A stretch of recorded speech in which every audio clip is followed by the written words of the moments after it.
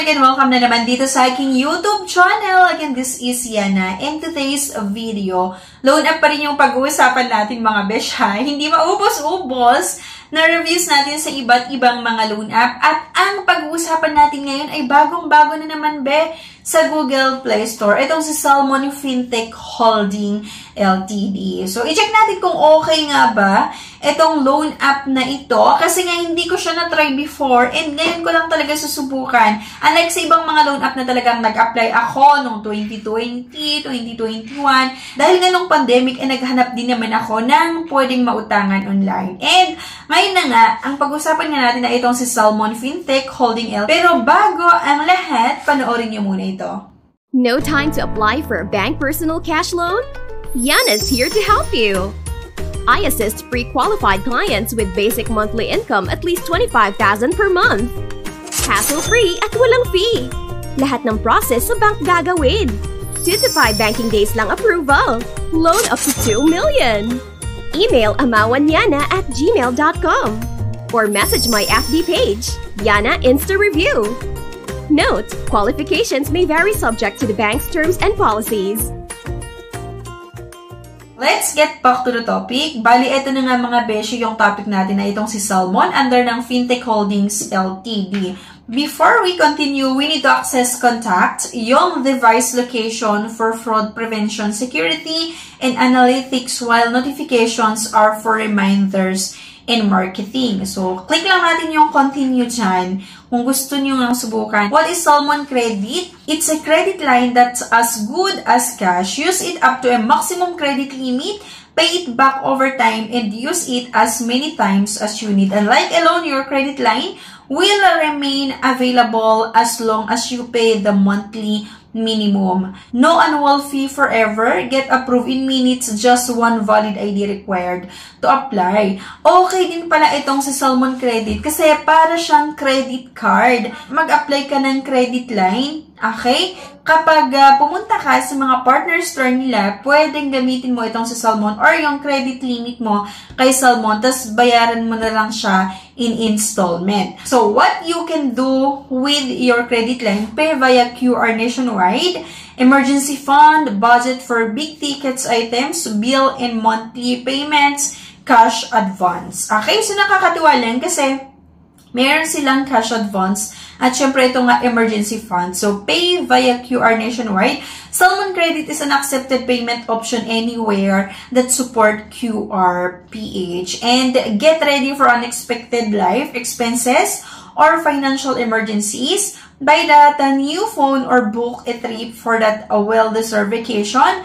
No more worries about running short of money and late payments and requests for a cash advance that you can transfer to friends and loved ones. So, ang pinaka-gusto ko dito ay itong cash advance, syempre. Kasi kung meron kang kailangan at mahirap naman talaga manghiram sa mga kaibigan or sa kapamilya, maganda ito na pwede nating option. Para nga makapag-apply, syempre kailangan yung sagutan itong personal information. Tell us about yourself and how we can reach you via email. So, ito na nga, first name, last name, at yung email. And ayan na nga yung current address, kailangan yung sagutan. Identify verification via face. So, meron silang facial verification. So, ito na daw yung mga ID na tinatanggap ni Salmon. Driving license, passport, yung postal ID card, yung Unified Multi-Purpose ID, or UMID, yung Social Security System, at yung PhilSys. Okay? So, after ilang minuto mga besh ha, napakabilis din naman yung pag-apply ko dito. Hindi naman ganun kadami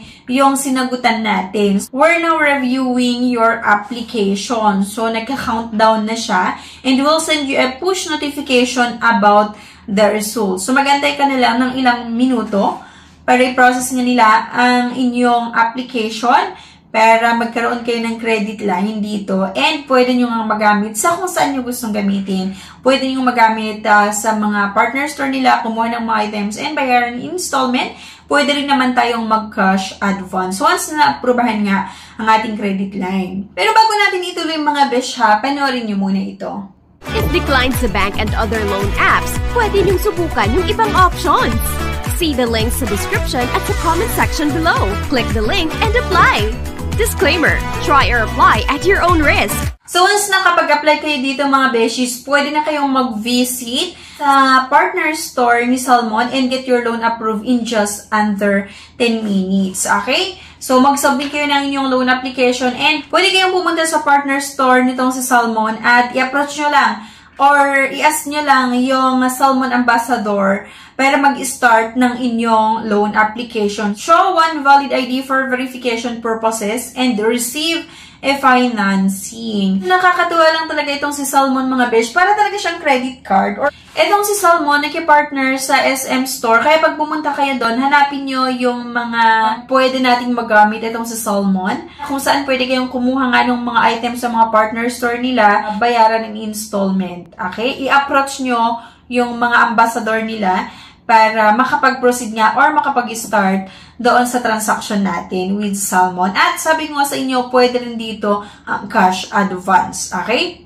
Sana may nakuha kayo na idea sa video na ito. And actually, inaantay ko pa yung application natin, yung maging status ng application natin. Pero feeling ko naman, ma-approve, maging okay yung credit line ko dito kay Salmon. Halos lahat naman, ino-offeran ako na iba't ibang mga loan app, talagang hindi ko lang ginagrab kasi hindi ko naman kailangan. Pero feeling ko naman okay siya. And napaka-legit din talaga nitong si Salmon. Okay? So, isa siya sa pwede natin i-consider. Pwede nyung ma-applyan na legit nga na pwedeng mautangan kapag kailangan natin ng extra cash. Kapag na-approvean kayo sa loan app na ito, ang mas maganda na gawin natin ay alagaan. Magbayad kayo on or before yung due date lagi para pagdating ng time na kailangan yun ng extra fund, mabilis lang yung pag-cash advance natin dito kay Salmon or sa loan app na ito.